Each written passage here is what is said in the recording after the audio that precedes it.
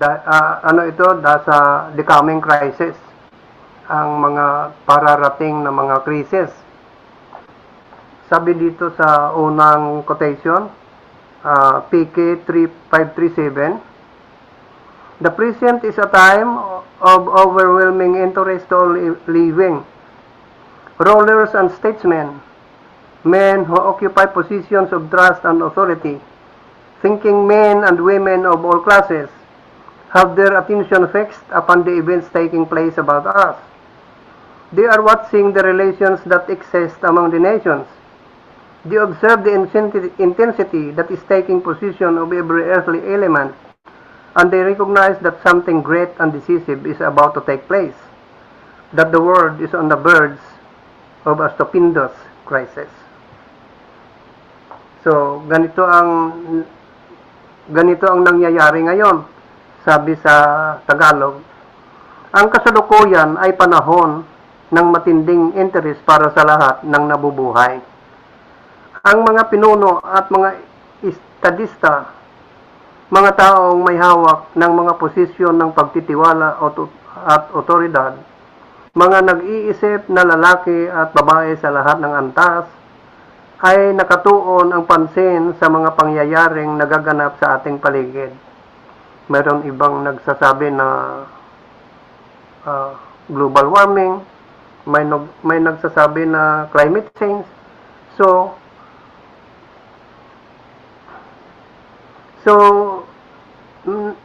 nakatuon ang pansin sa mga pangyayaring nagaganap sa ating paligid. Kanilang pinagmamasdan ang mga ugnayang umiiral sa pagitan ng mga bansa. Kanilang napapansin ang tindi na lumulukob sa bawat elemento ng mundo. At kanilang kinikilala na mayroong dakila at mapagpasyang bagay na malapit nang mangyari. Na ang mundo ay nasa binggit ng isang napakalaking krisis. So, alam natin na diyan patutungo itong story ng Earth. So, the coming crisis. The calamities by land and sea, the unsettled state of society, the alarms of war are portentous. They forecast approaching events of the greatest magnitude. The agencies of evil are combining their forces and consolidating. They are strengthening for the last great crisis.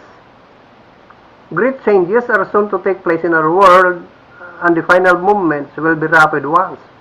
Mabasa ito sa Testimonies Volume 9, page 11, at Last Day Events, page 11, paragraph 2. Kung sa Tagalog, ganito naman ang sinasabi.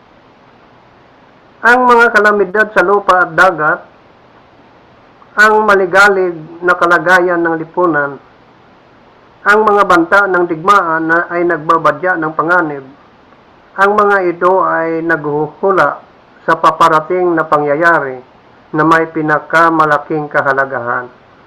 Ang mga kamay ng kasamaan ay nagsama-sama ng kanilang mga puwersa at nagpapatatag. Sila ay nagpapalakas para sa huling malaking krisis. Malalaking pagbabago ang malapit ng maganap sa ating mundo, at ang mga huling kaganapan ay magiging mabilis.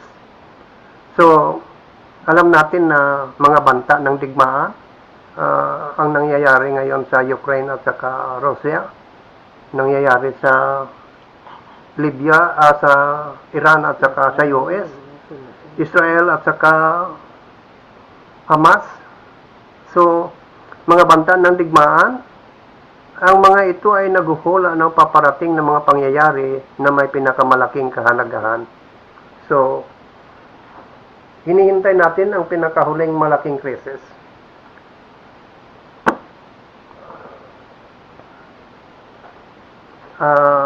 Signs of the Times, October 9, 1901, paragraph 1. Troublous times are right upon us. The signs of the times give evidence that the judgments of heaven are being poured out, that the day of the Lord is at hand. The daily papers are full of indications of an intense conflict in the future. Bold robberies are of frequent occurrence. Strikes are common. Thefts and murders are committed on every hand. Men possessed by demons are taking the lives of men, women, and little children. All these things testify that the Lord's coming is near. Ang mga panahong mapanglaw ay lubos na dumarating sa atin. Ang mga tanda ng mga panahon ay nagpapatunay na ang mga paghatol ng langit ay ibinubuhos. Na ang araw ng Panginoon ay malapit na. Ang mga pang-araw-araw na pahayagan ay puno ng indikasyon ng isang matinding labanan sa hinaharap. Ang mga mapangahas na pagnanakaw ay madalas na nangyayari. Karaniwan ang welga. Ang wilga ngayon doon sa Iran, Free Iran, ibig ng mga Iranian, if i-con sila, alisin sila sa monarchial. Ang mga mapangahas na pagnanakaw ay madalas na nangyayari. Karaniwan ang mga wilga, ang mga pagnanakaw at pagpatay ay ginagawa sa bawat dako. Ang mga taong inaalihan ng mga demonyo ay kamukha ng buhay ng mga lalaki, babae at maliliit na bata. Ang lahat ng mga bagay na ito ay nagpapatotoo na ang pagdating ng Panginoon ay malapit na. So, kailangan alam natin ito at handang-handa na tayo sa pagdating ng ating Panginoon. Sabi sa Signs of the Times, October 9, 1901, paragraph 2, the restraining Spirit of God is even now being withdrawn from the world. Hurricanes, storms, tempests, disasters by sea and by land follow one another in quick succession. The signs thickening around us, telling of the near approach of the Son of God, are attributed to any other than the true cause. Men cannot discern the sentinel angel restraining the four winds, that it shall not blow until the servants of God are sealed. But when God shall bid his angels loose the winds, there will be such a scene of strife as no pen can picture. Sa ulitin, itatanong ko dyan sa inyo na nakikinig sa online, okay lang ba yung kudyo ko dyan? Okay naman pa. Klaro naman. Klaro naman, tiyoy. Thank you. Ang sumasansalang Espiritu ng Diyos ay inaalisan na maging ngayon mula sa sanlibutan. Ang mga bagyo, unos, malalakas na hangin, mga sakuna sa dagat at sa lupa ay sunod-sunod na nagaganap. Ang mga tanda na lumalaganap sa paligid natin na nagsasabi ng malapit na pagdating ng anak ng Diyos ay iniuugnay ng sa iba pang dahilan maliban sa tunay na dahilan. Hindi makita ng mga tao ang bantay na anghel na pumipigil sa apat na hangin upang hindi sila umihip hanggang sa matatakan ang mga lingkod ng Diyos. Subalit kapag inutusan ng Diyos ang kanyang mga anghel na pakawalan ang mga hangin, magkakaroon ng tagpo ng labanan na walang panulat ang makapaglarawan. So kung nandito tayo sa panahong yon, that is why ang sabi nga, itong time of trouble na darating, hindi pa nangyayari kahit noong wala pang bayan ang lupa. Ngayon lang mangyayari itong pinaka-trouble na malaki.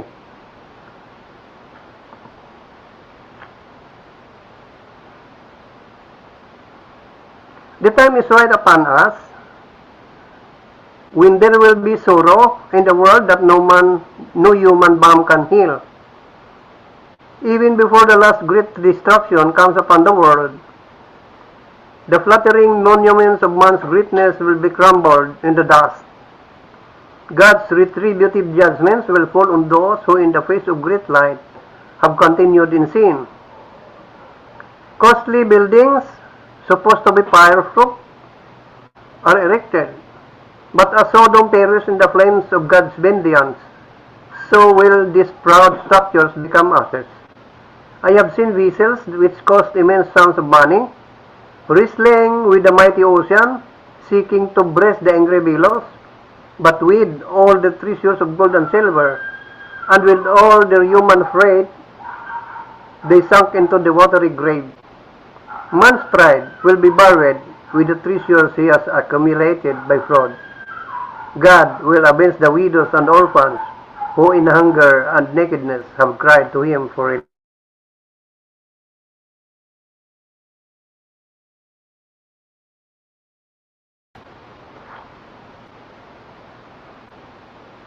Ang panahon ay sumasapit na sa atin kung kailan magkakaroon ng kalungkutan sa mundo na walang anumang lunas ng tao ang makapagpagaling. Bago pa man dumating ang huling dakilang pagkawasak sa mundo, ibig sabihin, huling dakilang pagkawasak sa mundo, ang mga mapuring bantayog ng kadakilaan ng tao ay nagkawatak-watak sa alabok. Itong mga skyscrapers, mga towers. Ang mga hatol ng paghihiganti ng Diyos ay babagsak sa mga taong sa harap ng dakilang liwanag ay nagpatuloy sa kasalanan. So, ang paghihiganti raw ng Diyos ay babagsak sa mga taong sa harap ng dakilang liwanag ay nagpatuloy sa kasalanan. Ang mga magagarang gusali na inaakalang hindi masusunog ay itinayo. Ngunit kung paanong ang Sodoma ay naglaho sa apoy ng paghihiganti ng Diyos, gayon din ang magiging abo ng mga mapagmataas na istrukturang ito. Nakakita na ako ng mga sasakyang dagat na nagkakahalaga ng malaking halaga ng pera na nakipagbuno sa malakas na karagatan na nagsisikap na suungin ang galit ng mga alon. Ngunit kasama ang lahat ng kanilang kayamanan ng ginto at pilak, kasama ang lahat ng kanilang kargang tao, sila ay lumubog sa isang libingang puno ng tubig. Ang pagmamataas ng tao ay ililibing kasama ng mga kayamanang naipon niya sa pamamagitan ng pandaraya. Gagantihan ng Diyos ang mga balo at mga ulila na sa gutom ay kahubaran ay umiiyak sa kanya para sa kaginawaan mula sa pang-aapi. Signs of the Times, October 9, 1901, paragraph 3.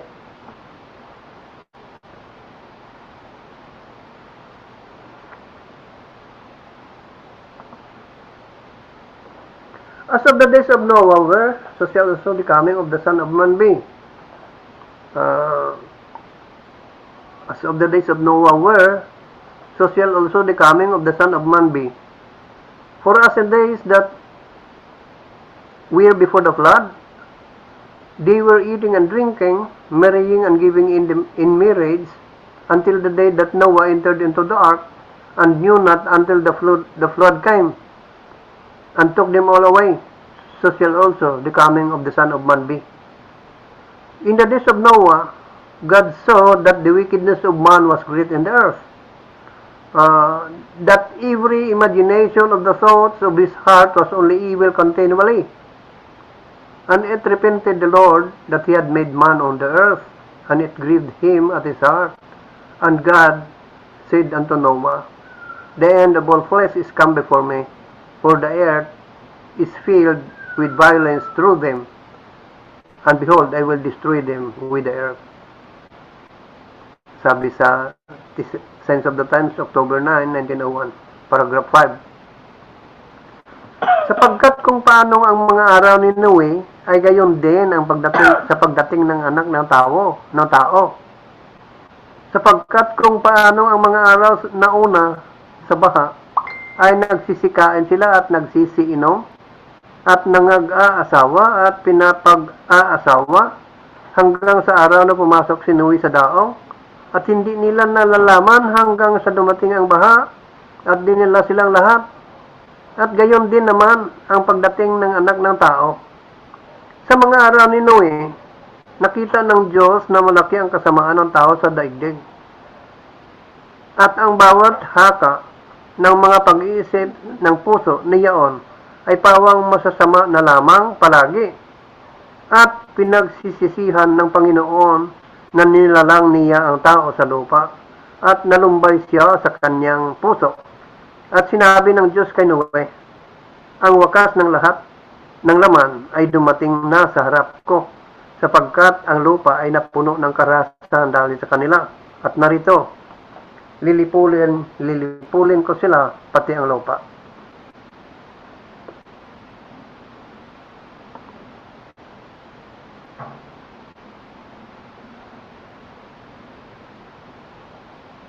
As Noah warned the world, so the people of God today are to warn the world. By their faith and works, they are to condemn transgressors. They will meet the same wicked resistance that Noah met in his day, but they are not to fail or become discouraged. God calls for men who will deal prudently and contend earnestly for the faith once delivered to the saints. Paragraph 8 ng Signs of the Times, October 9, 1901. Kung paanong binalaan ni Noe ang sanlibutan, gayon din ang mga tao ng Diyos ngayon ay dapat magbabala sa sanlibutan. Tayo rin dapat natin balaan ang sanlibutan sa pamamagitan ng kanilang pananampalataya at mga gawa. Dapat nilang hatulan ang mga lumalabag. Masasagupa nila ang kaparihong masasamang pagtutol na sinagupa ni Noe noong kanyang kapanahunan. Ngunit, hindi sila dapat mabigo o mawalan ng pag-asa. Ang Diyos ay tumatawag sa mga tao na kikilos ng may katalinuhan at masigasig na ipaglalaban ang pananampalataya na minsanang ibinigay sa mga banal.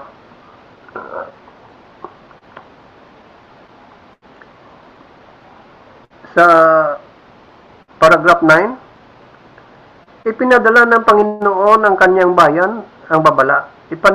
Ipinadala ng Panginoon sa kanyang bayan ang babala. Anong sabi? Magsiingat kayo sa inyong sarili, baka sa anumang panahon ang inyong mga puso ay mga pasok sa kabusugan at sa kalasigan at sa mga alalahanin sa buhay na ito. At sa gayon, dumating sa inyo ang araw na iyon na biglaan na gaya ng silo, sapagkat darating ito sa lahat ng nangananahan sa ibabaw ng buong lupa. Datapwat, mga puyat kayo sa bawat panahon na nangagsisidalangin upang tayo'y mga bilang na marapat na makataka sa lahat ng mga bagay na ito na mangyayari at upang makatayo sa harapan ng anak ng tao. So, yon ang nararapat nating gawin. Baka mga pasok tayo sa kabusugan at kalasingan at sa mga alalahanin ng buhay na ito.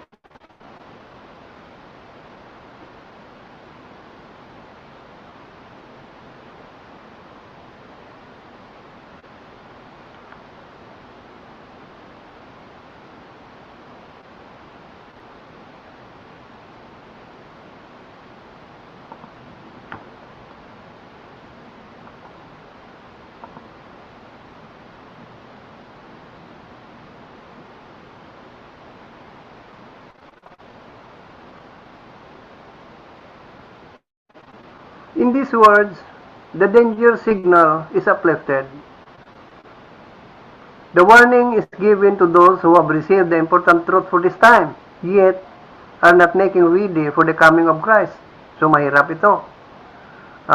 Tayo na binigyan ng important truth. We are not making ready for the coming of Christ. There is no time when spiritual slothfulness is excusable. Only by being clothed with the robe of Christ's righteousness, can we escape the judgment that are coming upon the earth. Sabi sa Science of the Times, October 9, 1901, paragraph 10. We are living in a time that calls for decided action. Yung panahon na dito tayo ngayon nabubuhay, nagtatawag ng decided action now. The world is literally in a but notwithstanding this, God's work is to go forward.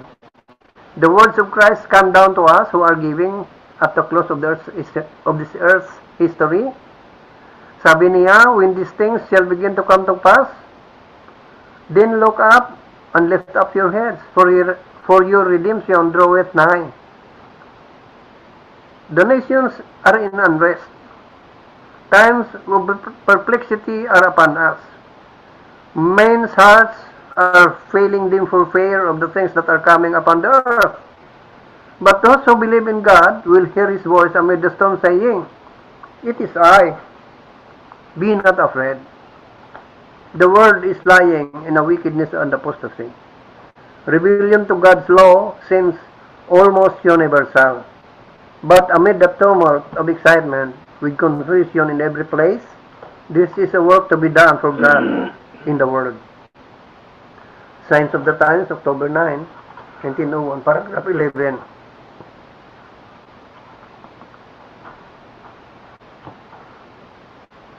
Sa mga salitang ito,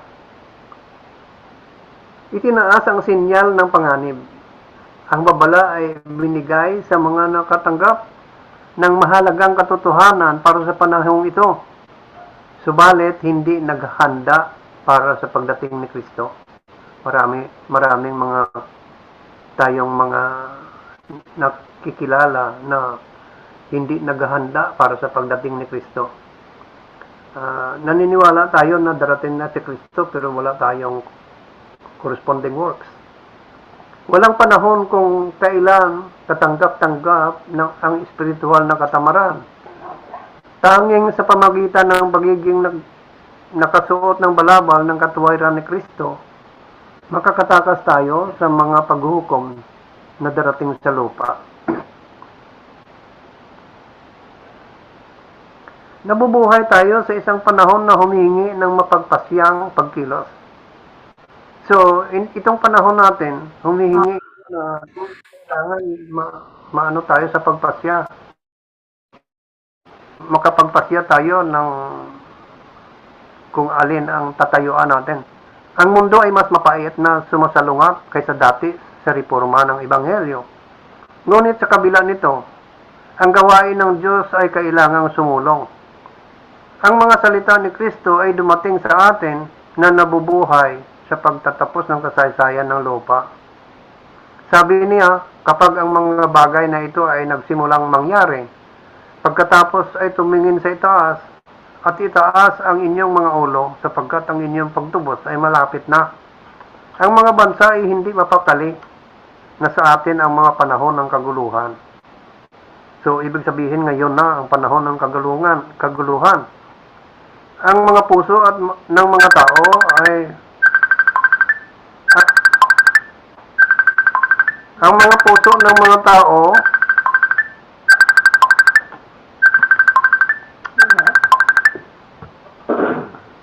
ano yung panahon ni Linya?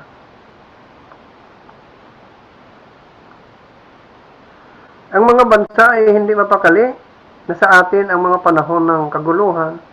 Ang mga puso ng mga tao ay pinanghihinaan ng takot sa mga bagay na darating sa lupa.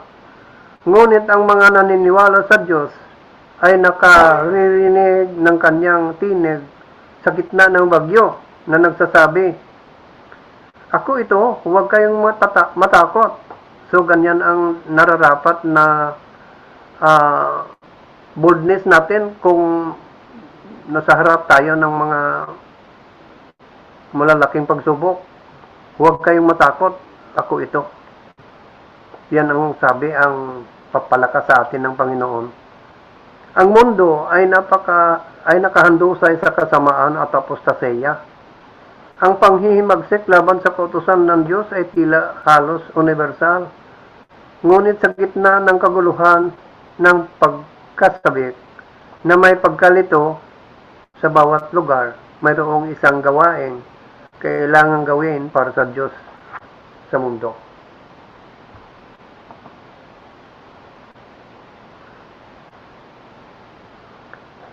Hipan ninyo ang trumpeta sa Sion, sabi sa Signs of the Times, October 9, 1901, paragraph 3. Magtalaga kayo ng ayuno. Call a solemn, sanctify a fast. Call a solemn assembly. Tumawag kayo ng isang banal na kapulungan. Tipunin ninyo ang bayan. Pakabanalin ninyo ang kapisanan. Pulungin ninyo ang mga matatanda. Tipunin ninyo ang mga bata. Lumabas ang kasintahang lalaki sa kanyang silid, ang kasintahang babae sa kanyang silid tulugan. Manangis ang mga saserdote, ang mga ministro ng Panginoon sa pagitan ng portiko at ng dambana, at kanilang sabihin, iligtas mo ang iyong bayan, o Panginoon, at huwag mong ibigay ang inyong mana sa kapintasan. Ang ibig sabihin, huwag tayong tumigil sa paghingi sa Diyos ng gabay para sa kaligtasan. Manumbalik kayo sa akin ang inyong buong puso at may ayuno, may iyakan at may pagtaghoy. At punitin ninyo ang inyong puso, hindi ang inyong mga damit. At manumbalik kayo sa Panginoon ninyong Diyos, sapagkat siya ay mapagbiyaya at mauwain, manayad sa galit at sagana sa kagandahang loob, at nagsisisi tungkol sa kasamaan. Sino ang nakakaalam kung siya ay manunumbalik at magsisisi at mag-iiwan ng pagpapala sa likuran niya?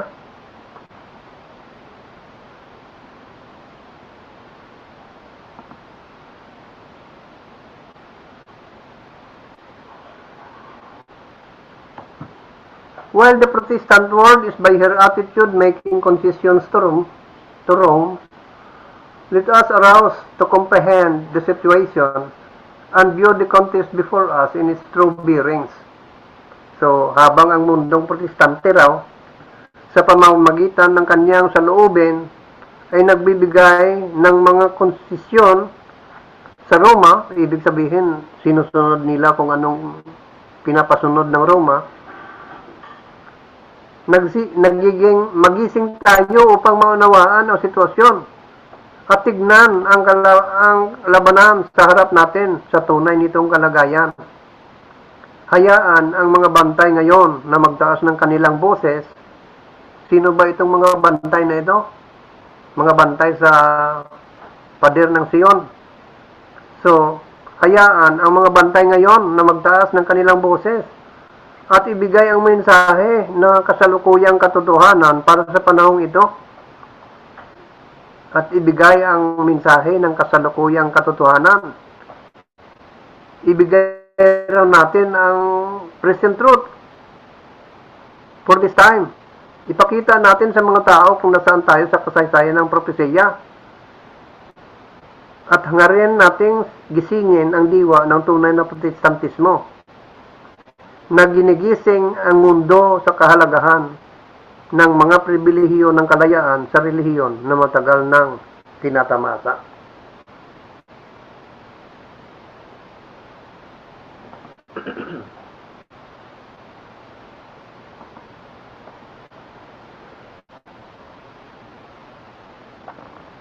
Tinatawagan tayo ng Diyos upang magising sapagkat malapit na ang wakas.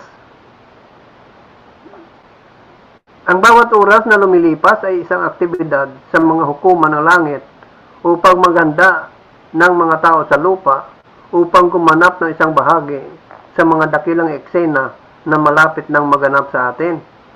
Ang mga lumilipas na sandaling ito na tila napakaliit na halaga sa atin ay mabigat na walang hanggang mga interes.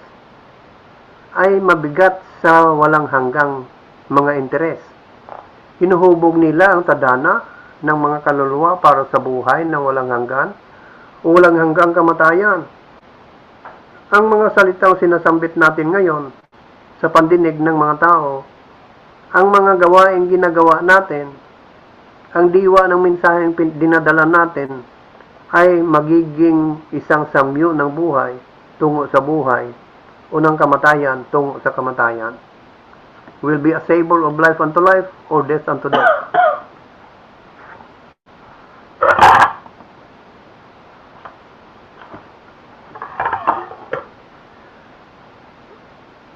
Testimonies Volume 5, page 479, paragraph 2. Nasa harap na natin ang krisis kung kailan kailangan ng bawat isa ang malaking lakas mula sa Diyos upang makatayo laban sa pakanan ni Satanas.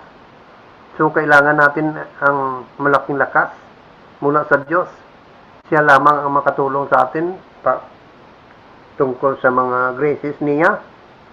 Sapagkat ang kanyang mga panlilinlang ay darating sa bawat maiisip na anyo sa lahat ng pamamaraan. Malilinlang tayo ni Satanas. Ang mga nagpahintulot sa kanilang sarili na maging laro ng mga tukso ni Satanas ay hindi magiging handa noon upang pumanig sa tama. So, ganito pala ang nangyayari. Ang mga nagpahintulot sa kanilang sarili na maging laro ang mga tukso ni Satanas, ginagawa nilang laro ang mga tukso ni Satanas, ay hindi magiging handa upang pumanig sa tama. Ang kanilang mga ideya ay malilito upang hindi nila makilala ang pagkakaiba ng banal at ng sataniko. Ganon talaga. Sa takbo ng technology ngayon, nasa online na ang gambling. So, sa mga nagpahintulot ng kanilang sarili na maging laro ng mga tukso ni Satanas, nilalaro nila ang mga tukso ni Satanas, sila ay hindi magiging handa noon upang pumanig sa tama. Ang kanilang mga ideya ay nalilito upang hindi nila makilala ang pagkakaiba ng banal at ng sataniko. Hindi nila makilala ang divine sa satanic.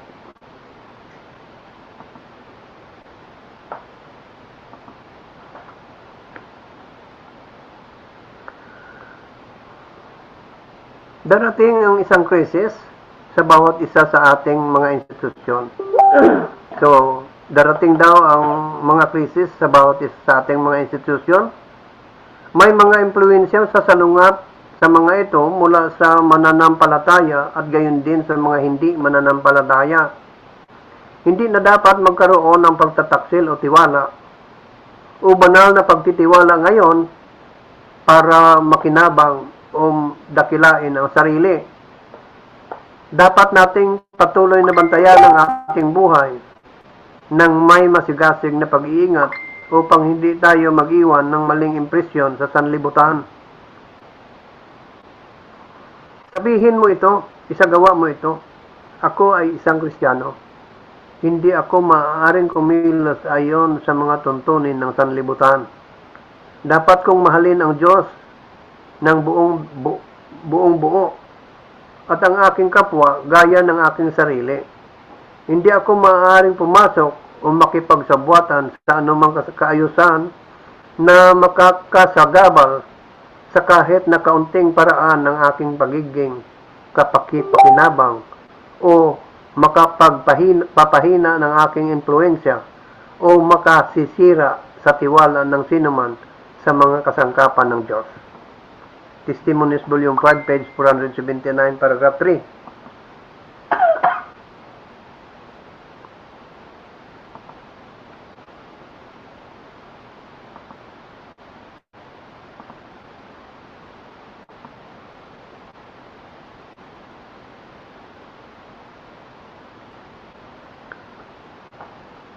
2SM, page 259, paragraph 2. Selected messages, 359, paragraph 2. Hindi natin dapat ilagay ang ating sarili kung saan mapipilitan tayong makipag-ugnayan ng malapit sa mga hindi nagpaparangal sa Diyos. So, ganon. Hindi natin dapat ilagay ang ating sarili kung saan mapipilitan tayong makipag-ugnayan ng malapit sa mga hindi nagpaparangal sa Diyos. So, hindi pala pwede tayo makipagkaibigan sa kanila.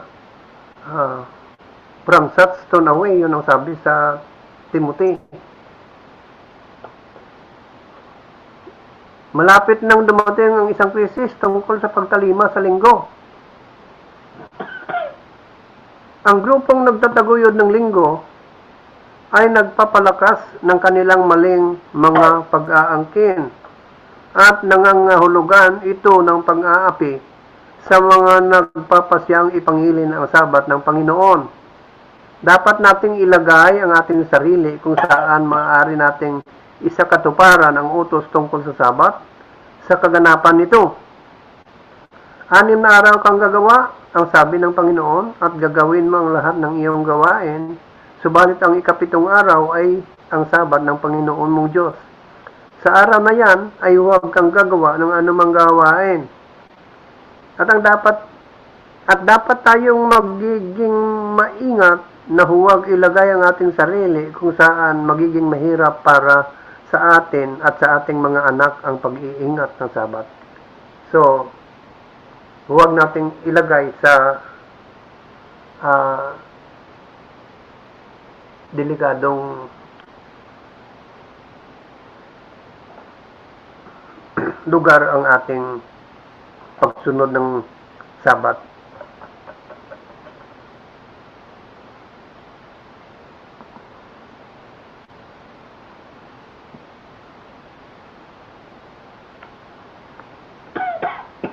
God desires His people to prepare for the soon coming crisis. God desires His people to prepare for the soon coming crisis. Prepared or unprepared, they must meet it. Handa man tayo or hindi, dapat salubungin natin ito, ang coming crisis. And those only who have brought their lives into conformity with the divine standard will stand firm at the time of test and trial. When secular rulers unite with ministers of religion to dictate in matters of conscience, then it will be seen who really fear and serve God. When the darkness is deepest, the light of a godlike character will shine the brightest. When every other trust fails, then it will be seen who have an abiding trust in Jehovah. And while the enemies of truth are on every side, watching the Lord's servants for evil, God will watch over them for good. He will be to them as the shadow of the great rock in a weary land. Ito ang masarap damdamin dahil the enemies of truth are on every side, watching the Lord's servants for evil. Binabantayan nila para gawan nila ng masama.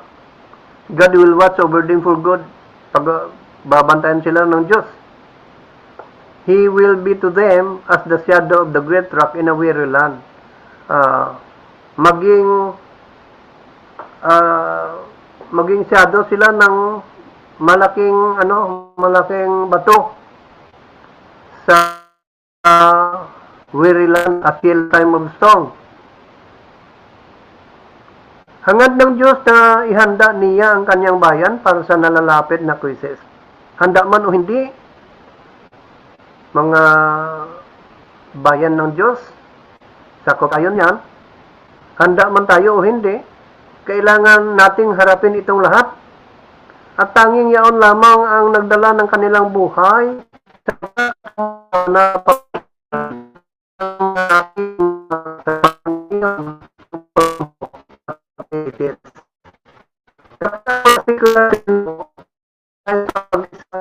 ministro ng relihiyon upang magdikta sa mga bagay ng budhi, doon makikita kung sino talaga ang natatakot at naglilingkod sa Diyos.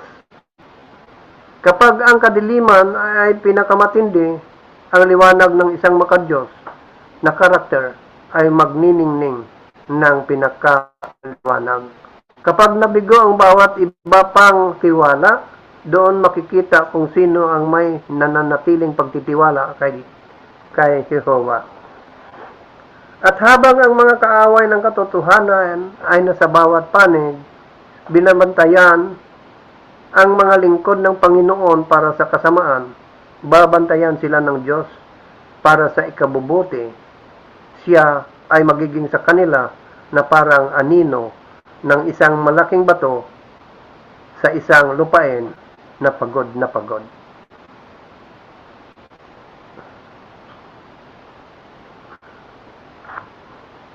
Shadow in a weary land, a shelter in the time of storm. May kanta na siya.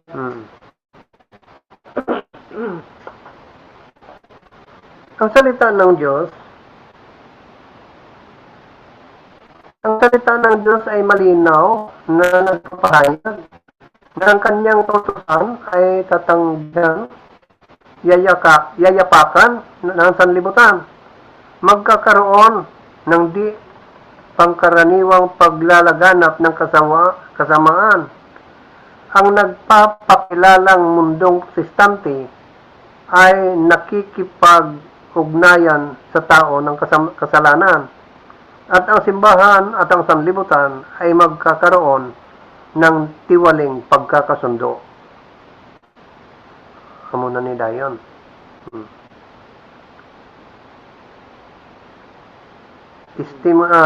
Selected Messages, Volume 2, page 167, paragraph 3. Sa paragraph 4, dito darating sa sanlibutan ang dakilang krisis. Itinuro ng banal na kasulatan na muling mababawi ng kapapahan, muling mabawi ng kapapahan ang nawala nitong pangingibabaw, at ang apoy ng pag-uusig ay muling sisiklab sa pamamagitan ng mapagbigay na konsesyon ng tinatawag na mundong protestante. Sa panahong ito ng panganib, makakatayo lamang tayo kung hawak natin ang katotohanan at kapangyarihan ng Diyos. Dahil itong pagsama-sama ng protestante at saka ng kapapahan, ito ang panggagalingan ng sandilo. Silang ng sandilo. Makikilala lamang ang mga tao sa katotohanan. Makikilala lamang ng mga tao ang katotohanan sa pamamagitan ng pagiging kabahagi mismo ng banal na kalikasan. Kailangan natin ngayon ang nanghigit pa sa karunungan ng tao sa pagbasa at sa pagsasaliksik ng banal na kasulatan. At kung lalapit tayo sa salita ng Diyos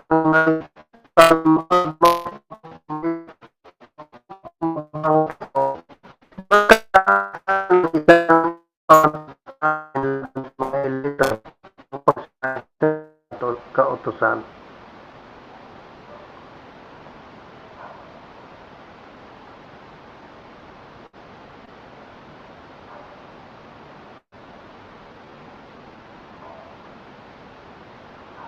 The great crisis is just before us.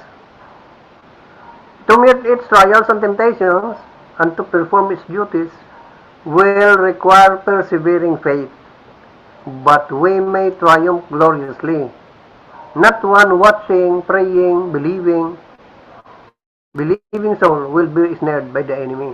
Ito ang magpapalakas sa atin. Testimonies Volume 6, page 404, paragraph 1. Ang malaking krisis ay nasa harapan lamang natin. Ibig sabihin, nalalapit na. Upang harapin ang mga pagsubok at tukso nito, upang maharap natin At upang gampanan ang mga tungkulin nito, ay nangangailangan ng matiyagang pananampalataya. Nangangailangan ito ng mapagtiis na pananampalataya. Marunong magtiis, marunong magpagutom, marunong magkalimot sa sarili. Ngunit maaari tayo magtagumpay ng maluwalhati. Walang sino mang nagbabantay. Ito ang pinakarason na magtatagumpay tayo ng maluluwalhati. Nagbabantay tayo kung nananalangin tayo o nananampalataya tayo, hindi tayo mabibitag ng kaaway. Ito ang sabi dito. Ngunit maaari tayong magtagumpay ng maluwalhati dahil walang sino mang nagbabantay. Excuse me. Nananalangin o nananampalatayang kaluluwa ang mabitag ng kaaway. Testimonies Volume 6, page 404.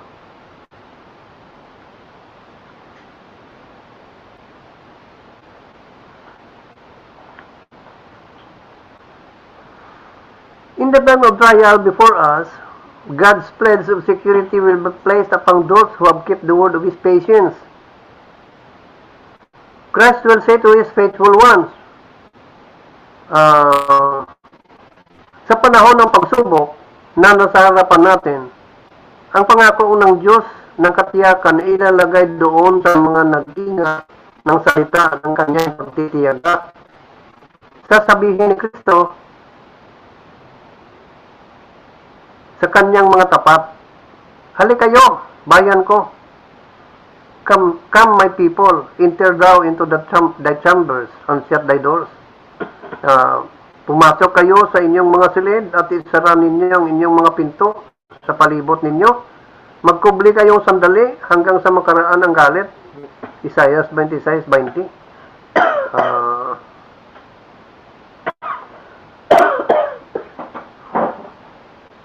Until the ignition be overpassed.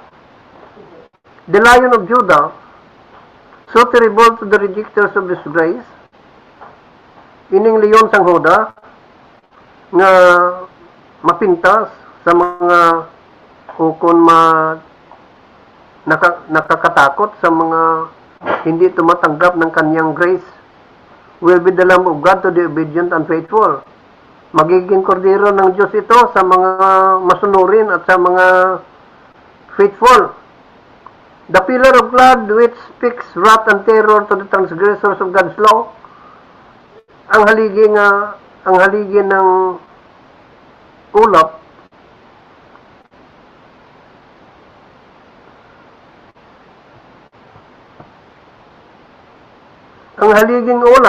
na nagsasalita ng puot at takot sa sumusuway sa kautusan ng Diyos ay maging liwanag at awa at pagliligtas doon sa mga nag-iingat ng kanyang mga utos.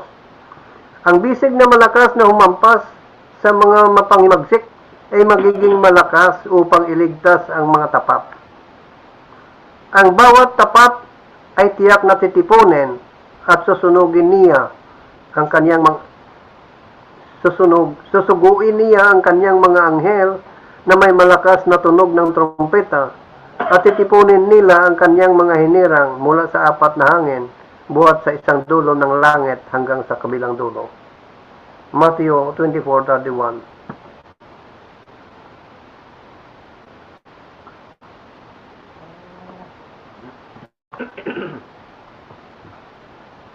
So, prepare for the coming conflict. Handaan natin ang maghanda para sa paparating na labanan. Alam natin na mayroon tayong susuungin na labanan nitong huling mga araw. Satan is marshalling his hosts, and are we individually prepared for the fearful conflict that is just before us? Iniipon ni Satanas ang kanyang mga hukbo at handa na ba tayo ng isa-isa para sa nakakatakot na labanan na malapit na nating harapin?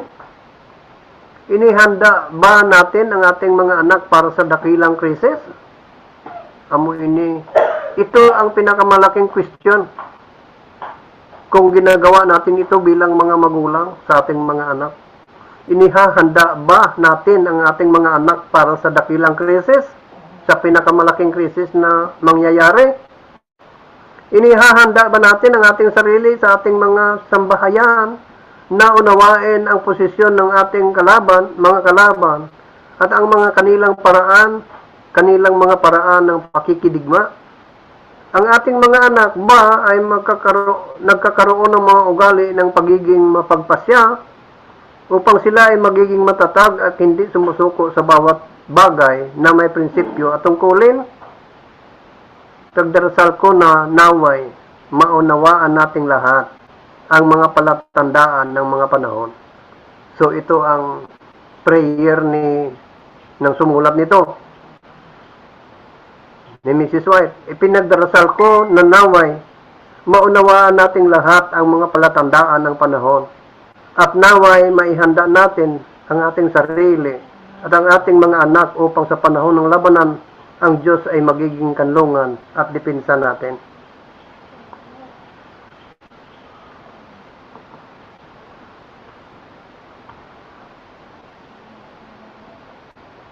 God desires His people to prepare for the soon coming crisis.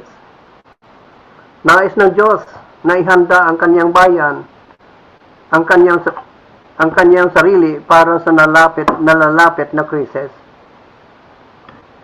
Prepared or unprepared, they must all meet it.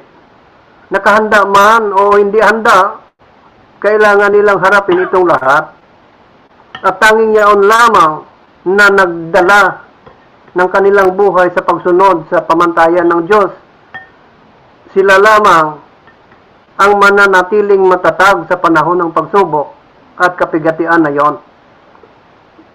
Uulitin ko ng basa. Nais ng Diyos na ihanda ang kanyang bayan sa kanilang ng kanyang bayan ang kanilang sarili para sa nalalapit na krisis. Dahil, handa man o hindi, kailangan nilang harapin itong lahat. Nararapat na harapin talaga natin. At tanging yaon lamang ang nagdala ng kanilang buhay sa pagsunod sa pamantayan ng Diyos. Ang mananatiling matatag sa panahon ng pagsubok. Kailangan manatili tayong matatag sa panahon ng pagsubok at kapigatian na yon. Kapag ang mga pinuno ng sanlibutan ay magkaisa sa mga ministro ng relihiyon upang magdikta ng mga bagay tungkol sa budhi, makikita kung sino ang tunay na natatakot at naglilingkod sa Diyos. Kapag ang kadiliman ay pinakamatindi, ang liwanag ng isang makadiyos na karakter ang sisikat ng pinakamaliwanag. Kapag ang bawat ibang tiwala ay nabigo, makikita kung sino ang may mananatiling tiwala kay Jehovah. At habang ang mga kaaway ng katotohanan ay nasa bawat panig, binabantayan ang mga lingkod ng Panginoon para sa kasamaan, babantayan sila ng Diyos para sa ikabubuti. Siya ay magiging kanila na parang anino ng isang malaking bato sa isang lupain na pagod na pagod.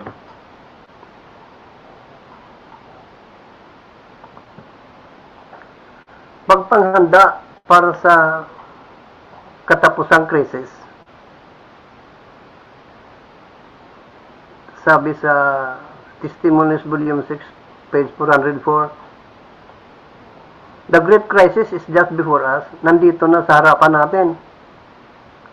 To meet its trials and temptations, para salubungin natin ang mga trials and temptations nito, and to perform its duties, para magawa natin ang ating duties upang harapin ang pagsubok at tukso nito, at upang gampanan ang mga tungkulin nito, ay nangangailangan ng matiyagang pananampalataya. Kailangan nito ang persevering faith. No? But we may triumph gloriously. maaari tayong manaig gloriously ng malawalhati. Walang sino mang nagbabantay. Kung nagbabantay ka, kung watchful ka, kung prayerful ka, walang sino mang nagbabantay, walang sino mang nananalangin, o walang sino mang nananampalatayang kaluluwa ang mabibitag ng kaaway. So yun lang ang gawin natin. Maging mapagbantay, mapanalangin, at mananampalataya. Kung balikan natin ang nakasulat kanina sa